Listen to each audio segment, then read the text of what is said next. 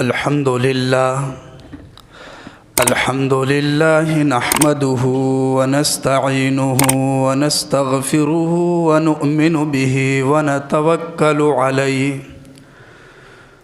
ونعوذ بالله من شرور أنفسنا ومن سيئات أعمالنا من يهده الله فلا مضل له ومن يضلله فلا هادي له ونشهد أن لا إله إلا الله وحده لا شريك له ونشهد أن سيدنا وسندنا وحبيبنا ومولانا محمدا عبده ورسوله أما بعد فأعوذ بالله من الشيطان الرجيم يا أخت هارون ما كان أبوك امرأ سوء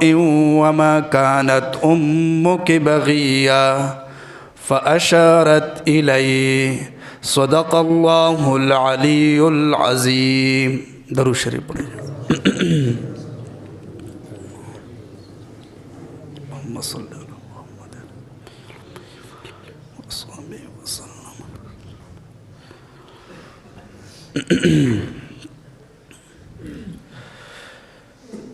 میرے محترم بزرگوں اور عزیز بھائیوں، میں نے قرآن مجید فرقان حمید کی ایک آیت پڑھی ہے جس میں سیدنا عیسیٰ علیہ السلام کی پیدائش اور رسالت کا ذکر ہے۔ اللہ تبارک و تعالی نے سیدنا عیسیٰ علیہ السلام کو نبوت دی اور رسالت دی، اور ایک جلیل القدر پیغمبر، صاحب شریعت، صاحب کتاب اور اولو العزم پیغمبر کو بھیجا۔ اللہ تبارک و تعالی نے حضرت عیسیٰ علیہ السلام کو جو ایک خصوصی شرف سے نوازا۔ حضرت عیسیٰ علیہ السلام بھی بنی اسرائیل کے انبیاء میں سے خاتم النبیین ہے۔ حضرت ابراہیم علیہ السلام کی اولاد میں سے، حضرت اسحاق علیہ السلام کی اولاد میں بنی اسرائیل کی انبیاء کی جو ترتیب چلی، ہزاروں انبیاء تشریف لائے، سب سے آخر میں عیسیٰ علیہ السلام تشریف لائے،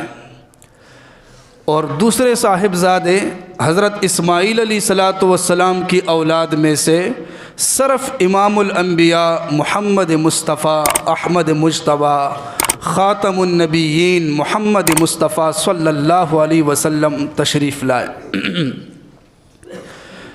حضرت عیسیٰ علیہ السلام نے اپنی امت کو توحید کی دعوت دی، اپنی امت کی اصلاح کی۔ اللہ تبارک و تعالی نے عیسیٰ علیہ السلام کو شریعت دی، لیکن عیسیٰ علیہ السلام کے اٹھ جانے کے بعد پھر امت کے اندر بدعات کی ابتدا ہوئی، اور طرح طرح کی بدعات رونما ہوئی۔ ایک ہمارے سامنے ہے آج کا دن، جس کو یاد کیا جاتا ہے کرسمس ڈے۔ اس کا مطلب یہ ہوتا ہے کہ عیسیٰ علیہ السلام کی ولادت پر خوشی کی محفل کو منعقد کرنا اور خوشی کا اجتماع۔ اب یہ جو کرسمس ڈے ہے، باقاعدہ عیسائیوں نے اس کو اپنی عبادت کے اندر شمار کیا ہے، ایک تہوار کی صورت دی ہے، اس کو ایک تہوار کا نام دیا ہے۔ حالانکہ اگر دیکھا جائے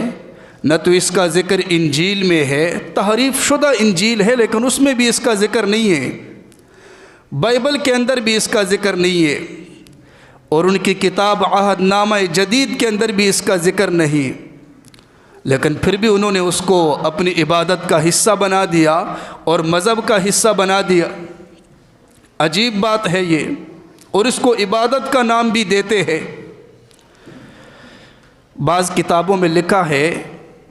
کہ ابتداءً عیسائیت کے اندر اس دن میں جو خوشی منائی جاتی ہے یہ ترتیب نہیں تھی،